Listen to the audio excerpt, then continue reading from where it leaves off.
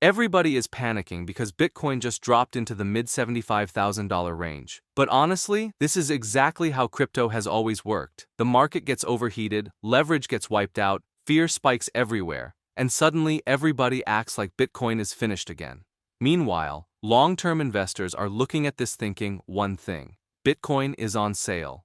According to recent market analysis, Bitcoin's latest drop appears tied to broader macro pressure, leveraged liquidations, and weakening short-term sentiment across crypto markets. Fear and greed indicators have fallen sharply while traders continue rotating out of risk assets during this volatility phase. But honestly, this is where things get interesting, because if you zoom out for even 1 second, Bitcoin sitting around $75,000 is still an insane level historically. A few years ago, people thought $20,000 Bitcoin was unbelievable. Now the market is panicking because Bitcoin dipped from the upper 70,000s down toward the mid-70,000s. That perspective matters. Now obviously, this does not mean the market instantly bounces tomorrow. People need to stay realistic. Crypto is still extremely volatile, leverage remains elevated, and macro uncertainty around interest rates, geopolitics, and liquidity is still putting pressure on risk assets overall. But one thing I think people consistently underestimate is how Bitcoin behaves after major fear periods. Historically, some of the best long-term buying opportunities in crypto happened when sentiment looked terrible. Not when everybody on social media was screaming, "New all-time highs tomorrow."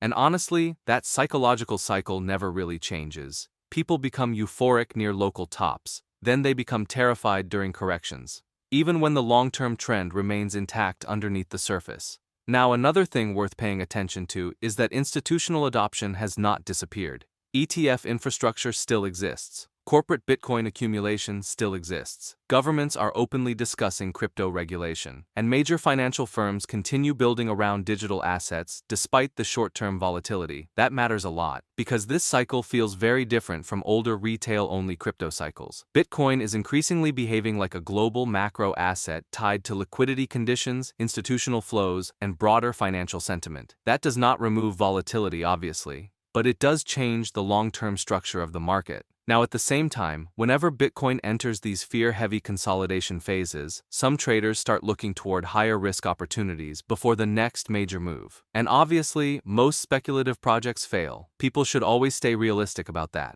But for traders specifically looking to take a risk and get into newer projects early, that is part of why Maxi-Doge has started getting attention recently. Not financial advice, but Maxi-Doge is currently priced around 0.00028190, with less than 2 days remaining before the next pre-sale price increase. And honestly, projects like this attract attention during sideways or fearful markets because speculative appetite never fully disappears in crypto, especially once traders start believing Bitcoin weakness is temporary rather than structural. Now, Maxi-Doge has already been featured across 99 Bitcoins, Coinpedia, and other crypto publications, which is one reason it has started circulating more heavily online recently. And whether people love meme coins or completely hate them, one thing remains true. When crypto momentum eventually returns, speculative capital usually moves incredibly fast. Now personally, during volatile periods like this, I also think wallet security and flexibility matter more than ever. That is why many crypto users prefer secure multi-chain wallets like the Best Wallet app, especially when markets become chaotic and narratives start shifting quickly. Because in crypto, flexibility matters. So bringing it all together, I honestly do not think this latest Bitcoin drop changes the long-term story nearly as much as people think. If anything, it looks more like another classic crypto fear cycle where leverage gets flushed out, sentiment collapses